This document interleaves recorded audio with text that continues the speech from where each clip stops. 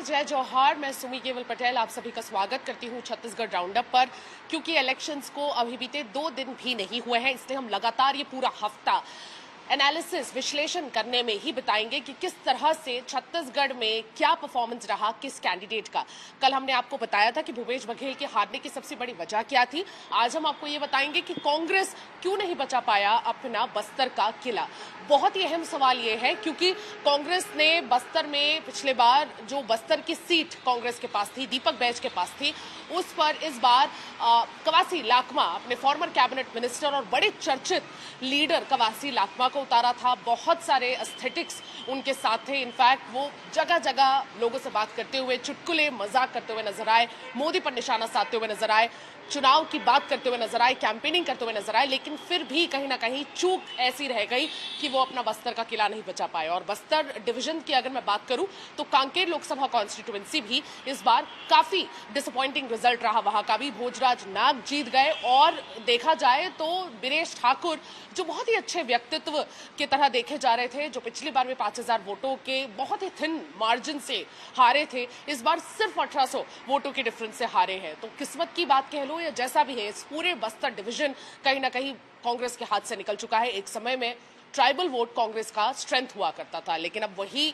जो है वो आगे किस तरह से ट्राइबल बेल्ट रिएक्ट करेगा, कांग्रेस के पक्ष में किस तरह से कांग्रेस इसे गेन कर सकती है, इस पर विश्लेषण करने के लिए आज हमारे साथ राम अवतार तिवारी जी जुड़ रहे हैं। सर, आपका बहुत बहुत स्वागत है छत्तीसगढ़ तक पर।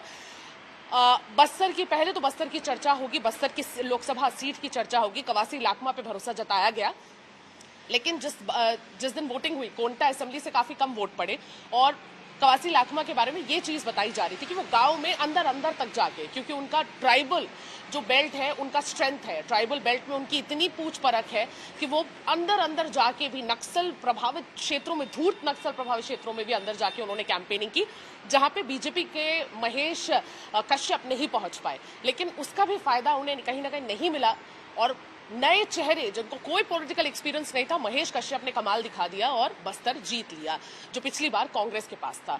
11 में से 9 सीटें बीजेपी के पास थी, 2 सीटें जो कांग्रेस के पास थी उसमें से 1 सीट भी इस बार जा चुकी है। क्या लग रहा है बड़ी वजह कवासी लाखमा के हारने की? इस बार के चुनाव परिणाम में एक बात जो है कि आदिवासी जो वोटर है वो भाजपा के साथ दिखा है। वो ऐसे आप बस्तर में, कांकेर में, अम्बिकापुर में जो इलाके घनघोर इलाके हैं, उन इलाकों में फायदा भाजपा को हुआ है। इसके अलावा उड़ीसा के जो इलाके आदिवासी इलाके हैं वहाँ भी भाजपा ने गेन किया है। मध्य प्रदेश के भी आदिवासी इलाके हैं, वहाँ पर भी भाजपा को फायदा हुआ है। झारखंड में भी आदिवासी इलाके हैं, वो भाजपा को फायदा हुआ। मुख्यमंत्री आदिवासी हैं छत्तीसगढ़ के, उन्होंने प्रचार किया, वो एक फायदा मिला। एक बात। दूसरा जो लोकल समीकरण है, वहाँ पर प्रदेश अध्यक्ष दीपक बैज हैं जो सांसद थे, उनकी जगह उनकी टिकट काट कर एक पूर्व मंत्री हैं, दिग्गज नेता हैं, अनुभवी राजनीतिज्ञ हैं, उसको उतारने का फैसला कांग्रेस ने लिया है। कांग्रेस को कहीं न कहीं ये लगा था कि एक चर्चित चेहरा है और इसको समीकरण बिठाने के माहिर हैं, और जो भीतर के इलाके हैं जहां नक्सलियों का प्रभाव है, जहां पर पहुंचना असंभव है, वहां पर भी कवासी लाखमा का नेटवर्क है, उसका फायदा मिलेगा। ये उम्मीद कांग्रेस लगा के एक बदलने की कोशिश की थी, परंतु लाभ नहीं मिला। लगभग सभी क्षेत्रों में भाजपा को सफलता मिली। खासकर जो शहरी क्षेत्र है जगदलपुर, वहाँ लीड की संख्या काफ़ी थी। इसके कारण जो एक जीत की संभावनाएं थी वो खत्म हुई। लगभग क्षेत्रों में उन्होंने संघर्ष तो दिया, वोट का बड़ा फैसला नहीं गया, मगर जो जगदलपुर शहर है, अगर आप पूरे छत्तीसगढ़ के 11 लोकसभा चुनाव के परिणाम की समीक्षा करेंगे तो शहरी क्षेत्रों ने भाजपा को 10 सीट दिलाने में महत्वपूर्ण भूमिका निभाई। वो भी जो 11वां सीट था जिसमें कांग्रेस जीती है, वहाँ पर भी सर्वाधिक लीड भाजपा को कोरबा में मिली। सबसे ज़्यादा कमजोरी कांग्रेस की थी, कोरबा में थी। इसके बावजूद भी शहर के जितने सीट है, यानी पढ़े लिखे लोग हैं, जागरूक इलाके हैं, उन इलाकों में छत्तीसगढ़ में भाजपा को वोट मिले, वो जीत का बड़ा आधार बना है। वही आधार जो है वो बस्तर में बना है। दूसरी ओर भाजपा वहां पर संघ की रणनीति ना, वहां पर चुनाव से पहले भाजपा संघ और ईसाई मिशनरियों के बीच एक विवाद हुआ है, एक अभियान चला है। तो वहां संघ ने संघ की पृष्ठभूमि के एक सरपंच को वहां पर उम्मीदवार बनाया, नया चेहरा दिया। वो चेहरे पे मेहनत जो है संघ ने की और अपनी बिसात बिछाई और उसमें सफलता मिली है। तो नया चेहरे का जो प्रयोग था वो बस्तर में सफल हुआ। आदिवासी वर्ग जो था वो भाजपा से जुड़ा। तीसरा, सारे नेता जो पहले नाराज थे टिकट वितरण से, ऐसा माना जा रहा था कि भाजपा कमजोर है, चेहरे कमजोर हैं, नए चेहरे हैं, परंतु भाजपा का जो संघ का केडर है और संगठन का केडर है भाजपा का, वो दिग्गज नेताओं को मना के ड्यूटी लगाई गई, काम लगाए गए। प्रधानमंत्री मोदी, अमित शाह और कहीं न कहीं पर नक्सलवाद खत्म करने के लिए अभियान चलाया गया। इस दौरान, चुनाव के दौरान ही राज्य की पुलिस, केंद्र सरकार की एजेंसियां जिस तरह से नक्सलवादियों के खिलाफ ताबड़तोड़ कार्रवाइयां की, कई लोगों को ढेर लगाया, बहुत लोगों को आत्मसमर्पण कराया। तो ये जो रणनीतियां थी वो रणनीतियां शहरी क्षेत्रों में और अन्य क्षेत्रों में सफलता मिली। जो भाजपा अंदर तक घुस नहीं पाती थी वो अंदर तक घुसी और अंदर तक घुस के प्रचार की, तो ये रिजल्ट आ पाया है। अगर हम बस्तर की बात करें तो बस्तर में, बस्तर डिवीजन की बात करें तो 2 सीट है, जैसे कि मैंने बताया, कांकेर की लोकसभा कॉन्स्टिट्यूएंसी और बस्तर की लोकसभा कॉन्स्टिट्यूएंसी। इन दोनों कॉन्स्टिट्यूएंसी में बीजेपी ने एक, जैसे कि आपने कहा, आरएसएस बैकग्राउंड के चेहरों को उतारा। महेश कश्यप को बस्तर से उतारा और कांकेर से भोजराज नाग को उतारा। दोनों ही विजयी हुए। पूरे देश में अगर आप देखेंगे और स्पेशली पड़ोसी राज्य यूपी में देखेंगे तो यूपी में ही ये हिंदुत्व का जो नैरेटिव है, इन दोनों ने, महेश कश्यप और भोजराज नाग ने यहाँ पे हिंदुत्व के मुद्दे पर काफी अपनी कैंपेनिंग की। लेकिन यूपी पड़ोसी राज्य में देखेंगे तो वही जो कैंपेनिंग है वो नहीं चल पाई। मोदी वेव यूपी में नहीं चला, लेकिन पड़ोसी राज्य छत्तीसगढ़ में काफी ज्यादा मोदी वेव देखने को मिला। पूरे देश में भले ना हो, लेकिन यहाँ पर मोदी वेव काफी ज्यादा देखने को मिला। तो आपको क्या लगता है, यहाँ पर क्या हिंदुत्व एक मुद्दा बनकर अब उभर गया है? हर राज्य की अपनी तासीर है, उस तासीर के अनुसार ही रिजल्ट आए हैं। जिस अनुसार से छत्तीसगढ़ की जो तासीर है वो एक सौम्य, सरल और आदिवासी इलाकों की तासीर एक अलग है। राष्ट्रीय परिप्रेक्ष्य में ये मतदान करने का जो औसत, जो पिछले 30 सालों का, 40 सालों का देखेंगे बस्तर का, वो रहा है। तो ऐसे में जो जहाँ तक यूपी देखेंगे, यूपी में जागरूक इलाके हैं और लड़ाकू इलाके हैं, वहाँ पर मुद्दे थे, वहाँ पर हिंदुत्व के अलावा मेरा क्या मिला, मुझे क्या मिलेगा, रोटी, कपड़ा, मकान, अधिकार वो मिलेगा नहीं मिलेगा, वो सोचता है। प्रत्याशी कैसे हैं उस पर बहस हुई, उसके बाद वोट हुए। छत्तीसगढ़ या यहाँ पर इन चीज़ों के अलावा सिर्फ पार्टियां देखी गई। मोदी का मैजिक यहाँ चल गया, वहाँ पर नहीं चला। तो और जबकि भरकस कोशिश की कांग्रेस ने कि आरक्षण का मुद्दा उठे और आरक्षण का मुद्दा जोर तोर से उठाने की कोशिश की।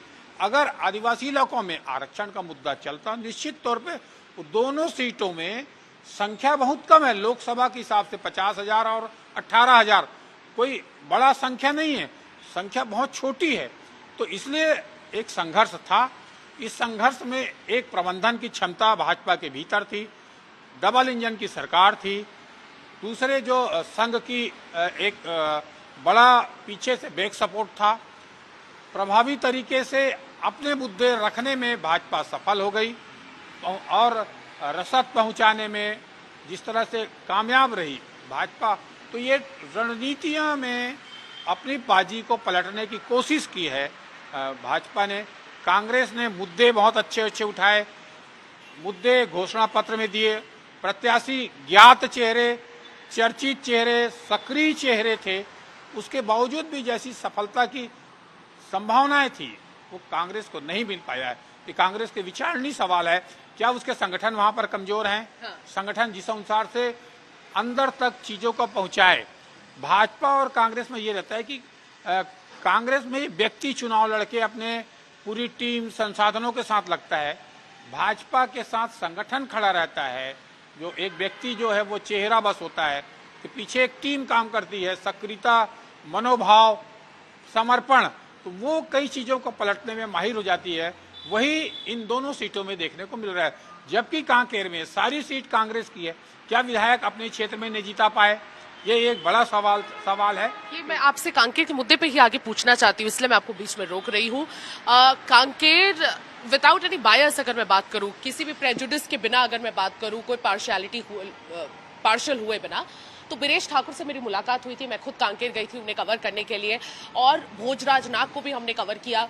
जिस तरह से बीरेश ठाकुर, जो पिछले बार बहुत ही कम वोटों से 5 से 6 हजार वोटों से हारे थे, उन्होंने कभी भी पिछले बार लोकसभा चुनाव हारने के बाद भी लोगों से जनसंपर्क नहीं तोड़ा था। वो उनका इस बार बहुत अच्छा एक स्ट्रेंथ था। उसकी वजह से देखेंगे कि इस बार भी वो जीत नहीं पाए, लेकिन जो डिफरेंस है वो बहुत कम 1800 वोटों का रह जाता है।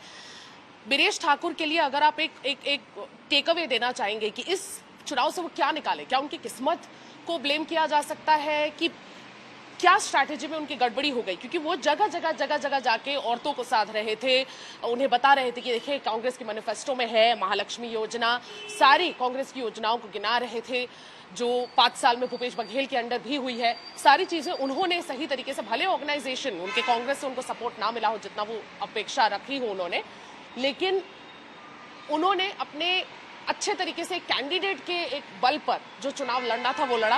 वो भूपेश बघेल ने भी लड़ा, देवेंद्र यादव ने भी लड़ा, और ऐसे कुछ और चेहरे हैं जिन्होंने बहुत अच्छे से ये चुनाव लड़ा। उसमें बीरेश ठाकुर का भी नाम है, लेकिन फिर भी ये हार क्यों? कुछ ही ऐसे चेहरे थे जिनको जीत की संभावनाओं का माना जा रहा था छत्तीसगढ़ में, उसमें कांकेर सीट भी था। हाँ। उसके पीछे की रणनीति थी कि बीरेश का चेहरा एक अच्छा चेहरा है, सक्रिय चेहरा है, उसकी पारिवारिक पृष्ठभूमि बहुत अच्छी है, वो उसके कार्यकर्ताओं के बीच का नेता है। ऐसे में जो है कैसे हार गए? विधायकों ने क्या क्षेत्र में ठीक से काम नहीं किया? क्या संगठन वहाँ पर जिस तरह से जुड़ना चाहिए नहीं जुड़ा? और जो सीट है, 2-3 जगह सीट है, जैसा कांकेर खुद विधानसभा है, वहाँ पर ज़्यादा लीड भाजपा को मिल गई है। दूसरी ओर जिन इलाकों में लगा था कि भाजपा को कमजोरी है, कांग्रेस की मजबूती है, उन इलाकों में एक बड़ा लीड आना चाहिए था, वो नहीं आ पाया, इसलिए आया है।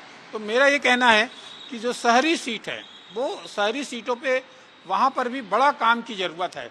और इस तरह से माना जाए भाग्य खराब है, कभी कभी राजनीति में भाग्य का बहुत बड़ा महत्व रहता है।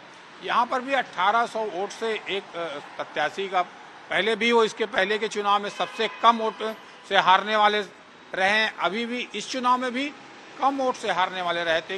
उनके प्रति सहानुभूति रही है लोगों की। फिर भी क्योंकि भाजपा शुरू से ये समझ गई थी कि ये सीट हमें मिलना कठिन है, और जो सबसे ज़्यादा ध्यान दिया था भाजपा ने जिन सीटों में, वो कांकेर सीट और राजनांदगांव सीट, 2 सीट उनके लिए कठिन चुनौतीपूर्ण सीट माना, और वहाँ पर एक विशेष रणनीति बनाकर, प्लान बनाकर काम किया। वो सफलता दोनों सीटों में मिल गई। दोनों सीटों में आश्चर्यजनक परिणाम आए।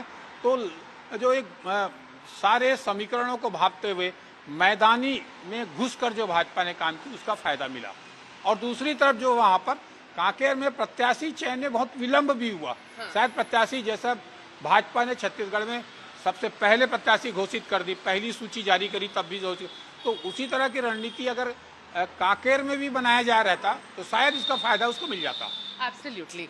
कहीं ना कहीं भारतीय जनता पार्टी ने कुछ सीटों पे आंक लिया था कि वो उनके लिए कठिन होने वाले हैं, और उसके लिए एक स्पेशल स्ट्रैटेजी क्यूरेट की थी। वहीं पर कांग्रेस को मात मिल गई थी, क्योंकि कांग्रेस स्ट्रैटेजी बना के भले ही आगे बढ़ रहा था, लेकिन उनकी स्ट्रैटेजी बीजेपी को बीट नहीं कर पाई। और ये अपने आप में बहुत बड़ा एक विचारणीय एक टॉपिक है, विचारणीय एक सब्जेक्ट है, जिसपे कांग्रेस को बहुत अच्छे से विचार करना चाहिए। क्योंकि अब मंथन करने के लिए कांग्रेस भले ही नेशनल लेवल पे तो बहुत खुश है और होना भी चाहिए, चाहिए, क्योंकि बहुत अच्छे कंपटीशन में उनकी एक ऐसी डिफीट हुई है जो बिल्कुल किसी जीत से कम नहीं।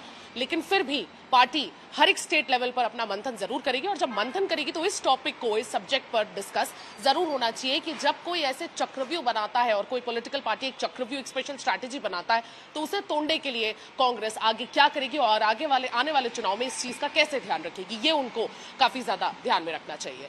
मैं सुमी केवल पटेल विदा लेती हूँ अपने वीडियो जर्नलिस्ट राघवेंद्र पांडे के साथ। कल हम फिर एक विश्लेषण के साथ आपके सामने हाजिर होंगे जो 2024 लोकसभा इलेक्शंस पर बेस्ड होगी। तब तक बने रहिए छत्तीसगढ़ तक पर, देखते रहिए छत्तीसगढ़ राउंड अप। नमस्कार, जय जौहार।